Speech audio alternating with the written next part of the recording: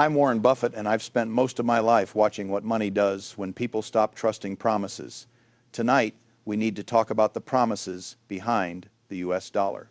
Last week, updated reserve data showed that China and Russia together have added the equivalent of more than 1,200 metric tons of gold to their official and shadow holdings over the past 3 years, even as the dollar's share of global reserves has slipped from around 71% at the start of the century to roughly 58% today. At the same time, U.S. public debt has crossed $34 trillion, while interest costs alone are moving toward $1 trillion a year if yields stay where they are. Those numbers are not abstract. Take Linda, a 7-year-old retiree in Ohio living on a fixed income from Social Security and a modest IRA she built over 25 years working at a regional bank. In the last 2 years, her grocery bill is up nearly 18%. Her property taxes are creeping higher because local budgets are under strain, and her supplemental health insurance has gone up by more than 11%. She did everything the system asked of her. She worked, she saved in dollars, she trusted treasuries as risk-free. What she doesn't see is that while she worries about another $40 at the supermarket, central banks in Beijing and Moscow are quietly wiring billions away from U.S. assets and into bullion, bilateral currency swaps, and alternative payment rails under the BRICS Plus umbrella. Investors are watching those moves, and so are America's competitors. The shock insight is simple. It is not anti-American governments that are putting the dollar on the defensive. It is the behavior of American politics that is teaching the world to hedge against the dollar. That is where Donald Trump comes in. Under Trump's first term, tariffs were marketed to voters as a bargaining chip, a way to win trade deals by putting a 10% or 25% tax at the border. Sanctions became a headline instrument, not a last resort tool. Threats to weaponize the financial system were rolled out at campaign rallies as if they were applause lines, not delicate levers tied to institutional credibility that had been built over decades. When you repeatedly tell the world, we control the dollar and we will use it against you, you are also telling the world, you should probably build an escape route. This is not rumor, it is a systemic signal. China and Russia heard that signal earlier than most. They watched Washington freeze Russian central bank reserves after the invasion of Ukraine, use SWIFT access as leverage, and float the idea of tariffs not just as policy but as permanent posture. In parallel, they accelerated a long process, settling more trade in yuan and rubles, building their own financial plumbing, and accumulating physical gold as an asset that doesn't depend on an American keystroke. The BRICS Plus expansion, with new members bringing oil, gas, and regional influence, has given that project a larger stage. For Beijing and Moscow, gold is not nostalgia. It is insurance against U.S. political volatility. For many in Washington, gold has been treated as a relic, something you put in a vault and forget about. But when adversaries keep buying something you are comfortable mocking, it is usually worth asking what they see that you don't. They see a United States where fiscal negotiations flirt with government shutdowns every few months, where debt ceiling standoffs threaten default headlines, and where tariffs and sanctions are sold as domestic political theater. They also see former President Donald Trump promising to re-weaponize the dollar and impose blanket tariffs if given another term, with little regard for the structural pressure that would put on the very system that makes the dollar powerful. The viewers I worry about are not in Moscow or Beijing. They are people like Linda who own index funds, small businesses, 401ks, and homes priced in dollars. Their weapon is a paycheck, a savings account, and whatever's left after taxes and inflation. So they are not betting on geopolitical chess. They are betting on stability. Yet the more the United States treats the dollar as a blunt instrument of short-term political leverage, the more the rest of the world treats it as something to gradually diversify away from. We can already see early evidence in capital behavior. Central banks in emerging markets are cutting their U.S. Treasury exposure at the margin, adding gold and diversifying reserve currencies. Sovereign wealth funds are paying closer attention to legal clauses that might expose them to asset freezes in a future crisis. Multinational CEOs are quietly restructuring supply chains and financing arrangements so that a tariff tweet or an executive order in Washington cannot stop shipments, choke payments, or trigger unilateral contract risk. These are not dramatic gestures. They are incremental hedges. But in finance, incremental hedges repeated over time change the entire landscape. Most American households will never read a BRICS Plus joint communique or a working paper on de-dollarization. What they will feel is this higher borrowing cost because foreign demand for treasuries becomes more selective, more volatile exchange rates as the dollar's dominance is chipped away at the edges, and more inflationary pressure if Washington continues to mix high deficits with aggressive trade barriers. The United States is still the core of the global system, but the edges are fraying faster than many in Washington choose to admit. And when political leaders laugh off those early signals, markets do not forget. They reprice over time.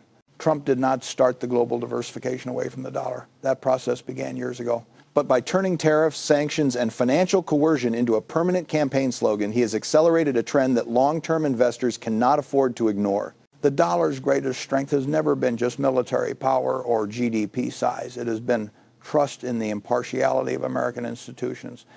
When that institutional credibility is treated as a prop instead of a foundation, you do not just shake confidence abroad. You compromise the savings, wages, and retirement security of your own citizens. If you care about your portfolio, your mortgage, and your grocery bill, you should care about a world in which China and Russia quietly store more gold while American politics loudly treats the dollar as a hammer. Because hammers are useful until you swing them so often that everyone starts designing their houses so they cannot be reached. Stop. When you look past the headlines and into the plumbing of the financial system, the story becomes more uncomfortable. The dollar's position is not collapsing overnight. That is not how reserve currencies usually lose ground. They erode through a series of policy choices that accumulate into structural pressure. Tariffs, sanctions, and political brinkmanship are part of that accumulation, and the Trump era amplified all three. Tariff-induced inflation is the most visible front line for ordinary families. When you impose broad tariffs on imports from major trading partners, you raise the landed cost of goods. In theory, you use that leverage to negotiate better terms and then dial the tariffs back. In practice, when tariffs become a durable political brand, businesses adapt by passing costs on repositioning supply chains or shrinking product quality instead of prices. That shows up in higher shelf prices, reduced choice, and a quiet deterioration in real living standards. For a retiree or a low-income worker, this is not a macro chart. It is a smaller basket of food for the same paycheck. Combined with elevated fiscal deficits and higher interest rates, tariff-driven cost pressures can entrench a layer of inflation that is stubborn even when the business cycle cools. Those are real economy consequences, not abstract talking points. They push households toward cheaper debt, shorter maturities, and more vulnerability to shocks. They also make the dollar look less like a stable anchor and more like the currency of a government comfortable exporting volatility in the name of strength. Household pressure and real income erosion feed directly into political instability. When voters feel poorer in real terms, they look for someone to blame. Leaders who lean on tariffs and sanctions as symbols of power can still win elections in that environment, but they do so by promising even more aggressive measures. That deepens the feedback loop between domestic frustration and international risk. Each new trade threat, each promise to punish partners sends another signal to countries already building alternative payment networks under the BRICS Plus framework. Shutdown risks and federal paralysis compound the problem. Every time Washington veers toward a government shutdown, federal workers, contractors, and markets are reminded that the United States is willing to gamble with its own administrative spine. During these episodes, ratings agencies sharpen their pencils, foreign investors quietly review exposure limits, and the idea of U.S. risk-free assets looks a little less automatic. If Trump returns to office with the same confrontational style toward Congress and the same appetite for brinkmanship, the probability of repeated fiscal standoffs rises. The optics of a government threatening to close its doors while lecturing the world on fiscal responsibility do not help the dollar's long-term appeal. Institutional credibility erodes fastest when rules appear to change based on political needs.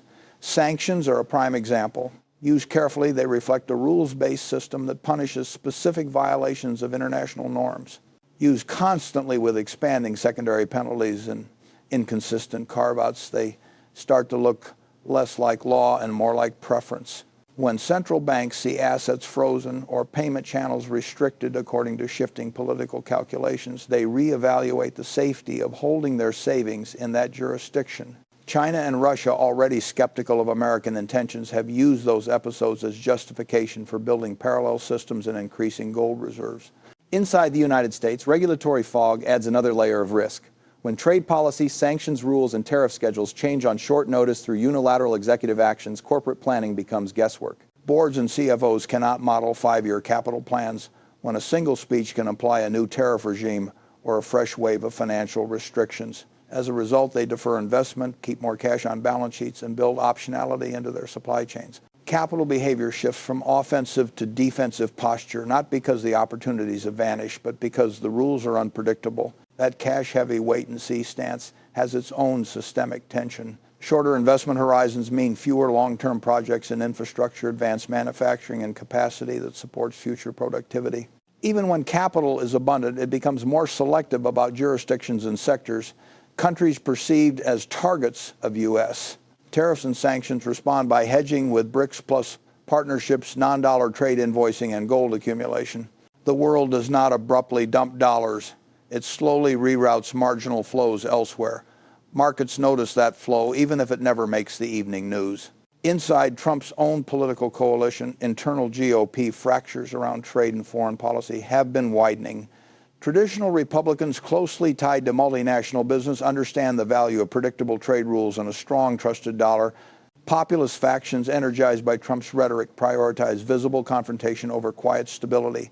That misalignment sends mixed signals to allies and adversaries alike. Foreign finance ministries cannot be sure whether U.S. Commitments will survive the next election cycle or even the next news cycle. Uncertainty at the political level feeds uncertainty at the financial level. Diverging economic indicators reflect that tension. You can see strong headline employment alongside weakening manufacturing surveys, resilient consumer spending with record credit card balances, and robust corporate profits paired with cautious capital expenditure. These cross-currents are not random noise. They are signs of an economy absorbing higher costs from trade barriers while still benefiting from legacy strengths, deep markets, innovative firms, and a large domestic base.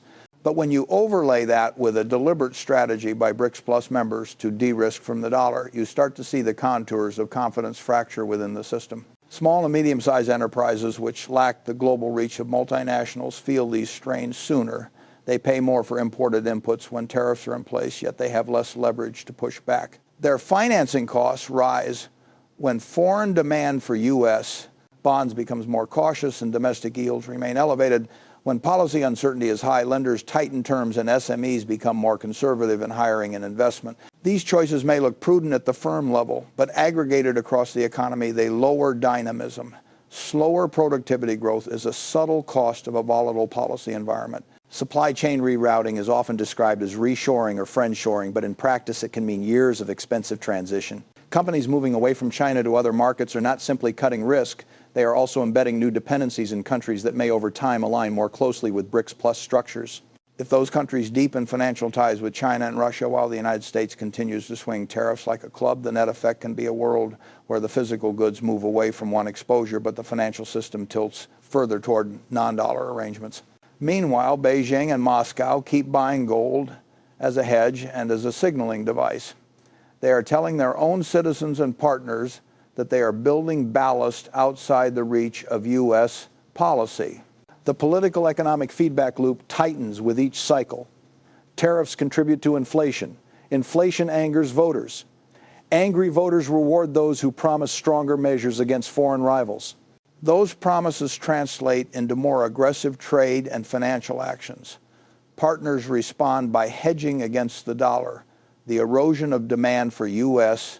assets adds to long-term funding concerns, which eventually resurface as higher borrowing costs, more fiscal strain, and a renewed temptation to lean on tariffs and sanctions. Round and round it goes. If Trump returns to the White House and treats his earlier term as a blueprint rather than a cautionary tale, the pressures we are talking about will not remain theoretical. Tariff-induced inflation would likely resurface in sectors where global substitution is limited. Federal paralysis would become a recurring spectacle as partisan incentives reward brinkmanship. Institutional credibility, already bruised by contested elections and erratic policy shifts, would come under further strain from efforts to bend independent bodies to political messaging. Regulatory fog around trade and finance would thicken as executive orders leapfrog traditional legislative processes. The dollar, still dominant, would feel more like a powerful franchise run by an unpredictable owner. For China and Russia, that is an environment to be exploited, not feared. They do not need to defeat the dollar. They only need to weaken its aura of inevitability. Every ounce of gold added to their reserves, every oil cargo priced in non-dollar currencies, every regional partner nudged into joining BRICS Plus settlement experiments is a marginal gain. The United States, distracted by internal battles and short-term political theater, risks underestimating how quickly those marginal gains can accumulate. Markets do not ring a bell when a threshold is passed. They simply start to behave differently. The United States still holds the advantage: deep capital markets, an open society, world-class institutions, and a track record of innovation that China and Russia struggle to match. But advantages can be squandered. If the dollar becomes, in the eyes of the world, a policy weapon first and a neutral store of value second, central banks will behave accordingly. They will hold fewer treasuries at the margin, own more gold, seek more regional currency swaps, and treat American political cycles as risk factors, not background noise. That is how hegemonies fade, not with a single event, but with a slow compounding shift in capital behavior. When you extend this trajectory over 10 or 20 years, the stakes look very different from a cable news segment. Short-term drama around tariffs, sanctions, and election cycles fades, but the structural erosion remains. Reserve currency status is a long game, and so is institutional decay. If the United States continues to treat its fiscal position as an afterthought, its trade policy as a campaign prop, and its financial sanctions as a first resort, the cumulative effect will be visible in the composition of global reserves. The dollar may still command the largest share, but the gap will narrow. Central banks that once held 60% or more of their reserves in dollar assets may drift toward 40-45%, with the remainder in euros, yen, yuan, and gold. That shift does not require a crisis. It simply requires time and repetition. China and Russia, through BRICS Plus structures, will continue to offer alternatives, imperfect but politically aligned with their goal of reducing U.S. leverage. As the dollar's dominance edges lower the cost of U.S. borrowing becomes more sensitive to domestic behavior.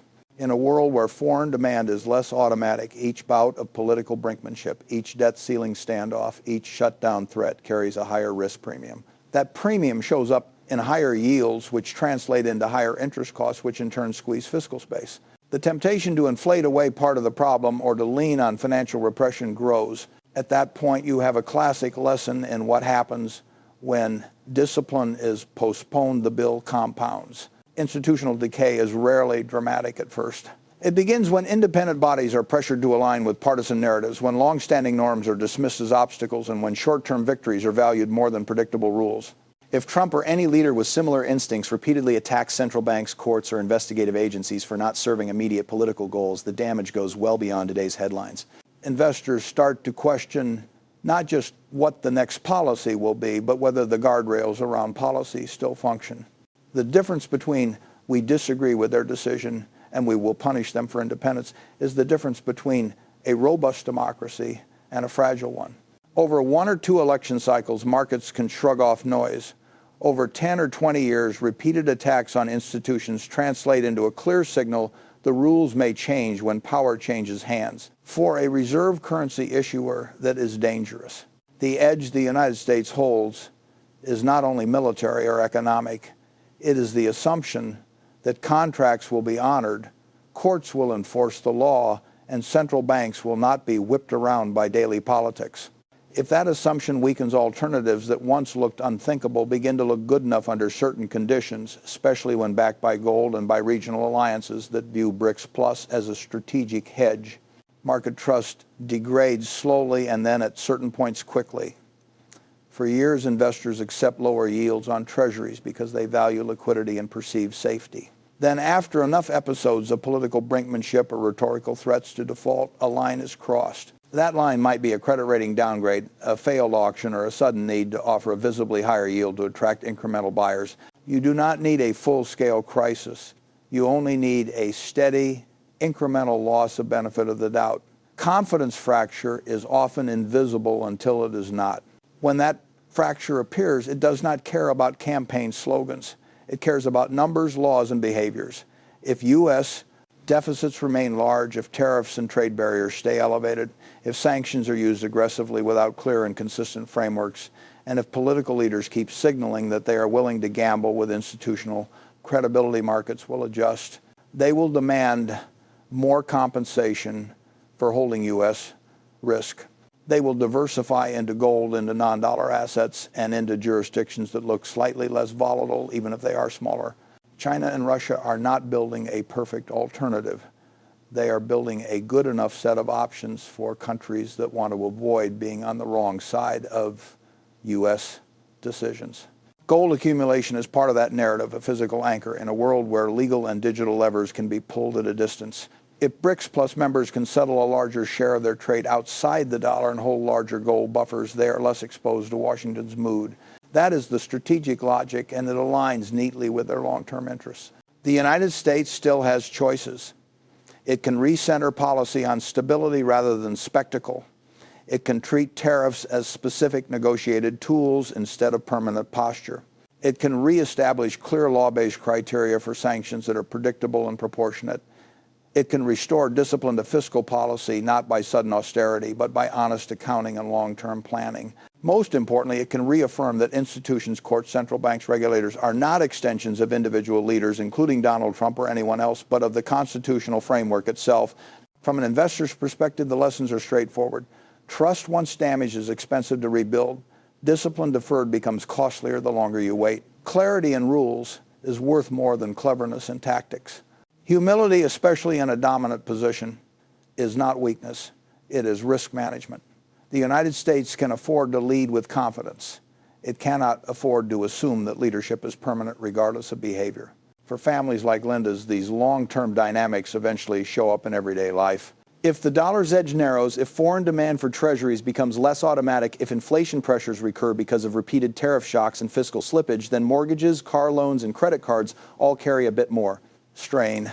Retirement portfolios become more sensitive to swings in interest rates and currency moves. Grocery bills reflect not just local conditions, but the cost of carrying a heavier national debt at slightly higher interest rates. You cannot spin a grocery bill. The danger in the coming decade is not that the dollar suddenly vanishes from the center of the system. The danger is that Americans gradually accept higher volatility, higher borrowing costs, and higher inflation as the price of politics, while their competitors quietly accumulate hedges, gold, alternative payment channels, regional alliances that reduce U.S. leverage over time. Trump did not invent that trajectory, but his approach to tariffs, sanctions, and institutional conflict accelerates it. If those instincts define U.S. policy for another cycle, the world will not wait politely for Washington to rediscover prudence. Arithmetic does not negotiate. Markets smell uncertainty. You cannot spin a grocery bill. Institutions matter.